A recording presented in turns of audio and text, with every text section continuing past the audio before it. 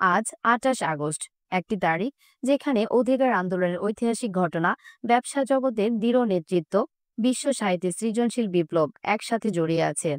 চলুন শুনি আজকের গল্প। বাংলা ১৩ ভাদ্র ১৪৩২, আরবি ৪ রবিউল আওয়াল ১৪৪৭, ইংরেজি ২৮ আগস্ট ২০২৫, বৃহস্পতিবার। I have a dream. ওয়াশিংটনের লিঙ্কন মেমোরিয়ালের সিঁড়িতে দাঁড়িয়ে ১৯৬৩ সালের আজকের দিনে নাগরিক অধিকার আন্দোলনের নেতা মার্টিন লুথার কিং জুনিয়র তার বিখ্যাত ভাষণ দেন। সেই স্বপ্ন ছিল বর্ণ বৈষম্যহীন, সম অধিকার সম্পন্ন আমেরিকার। কয়েক মিনিটে সেই ভাষণ ইতিহাসের গতিপথ পাল্টে দেয় আর হয়ে ওঠে মানবাধিকার লড়াইয়ের এক অনন্ত প্রেরণা। আজ জন্মদিন যাদের। ১৯১৭ সালের ২৮ আগস্ট জন্ম নেন মার্কিন কমিক্স কিংবদন্তি মার্ভেল সিরিজের বহু জনপ্রিয় চরিত্রের স্রষ্টা জ্যাক কির্বি। ১৯৪৫ সালের ২৮ আগস্ট জন্ম নেন বাংলাদেশি শিল্পপতি ও ট্রান্সকম গ্রুপের চেয়ারম্যান লতিফুর রহমান।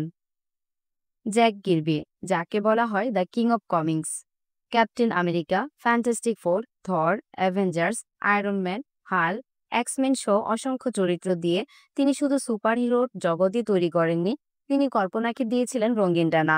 তার আঁকা চরিত্রগুলো আজও কোটি মানুষের স্বপ্ন ও শক্তির প্রতীক।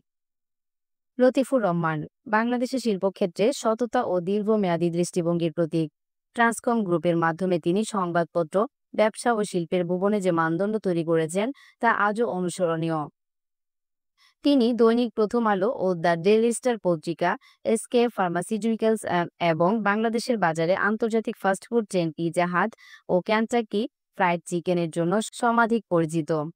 ব্যবসায়ে নৈতিকতা ও সামাজিক দায়বদ্ধতার স্বীকৃতিস্বরূপ তিনি ২০১২ সালে বিজনেস ফর পিস অ্যাওয়ার্ড পান।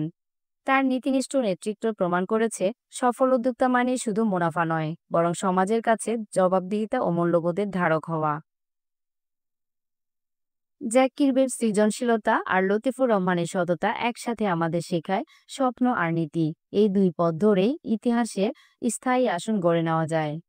এই ছিল ২৮ আগস্টের গল্প।